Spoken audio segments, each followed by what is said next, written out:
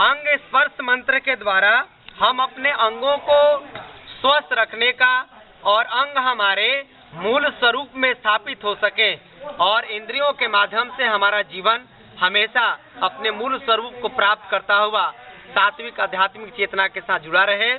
तो आइए बाएं हथेली को सीधा रखते हैं और दाहिने अंगूठे को, तर्जनी को और कनिष्ठा को मोड़ करके और मध्यमा और अनामिका अंगुली से अंग का स्पर्श करेंगे मंत्रों के द्वारा।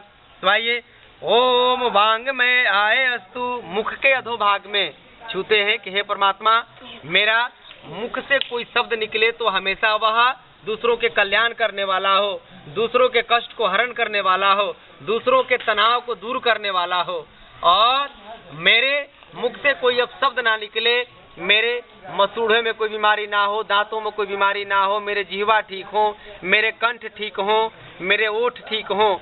यानी हम मन में एक भाव रखते हैं कि मेरे सारे अंग हमेशा निरोग रहें।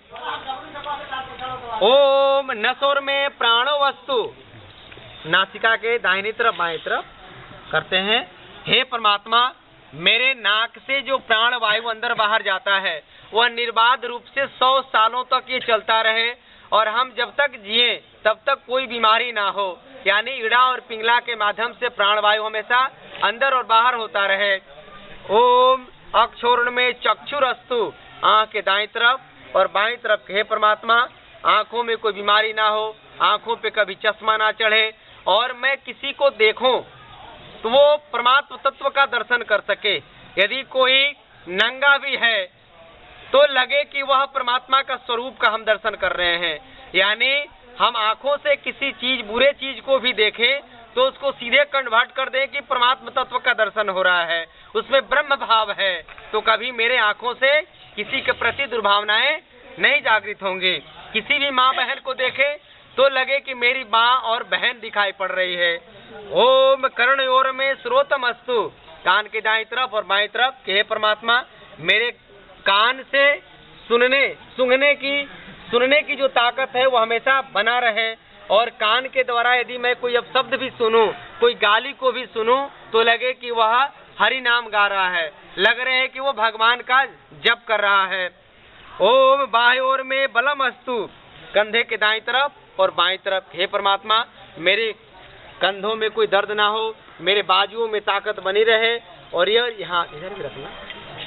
और ये जब हाथ उठे तो किसी के संहार करने के लिए नहीं, ये हाथ उठे तो किसी को मारने पीटने के लिए नहीं, किसी को कष्ट देने के लिए नहीं, ये हाथ उठे तो किसी रचनात्मक कार्य करने के लिए उठे, ये हाथ उठे तो किसी सेवा प्रेम परोपकार के लिए उठे।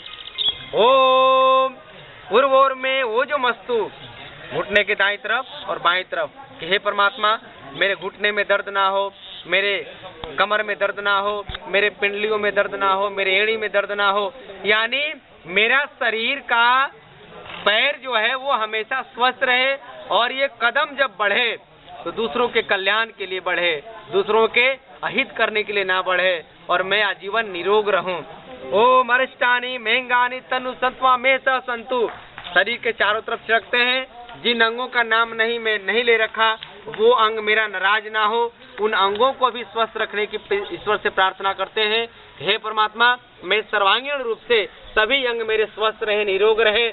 बोले भारत माता की जय, भारत माता की जय।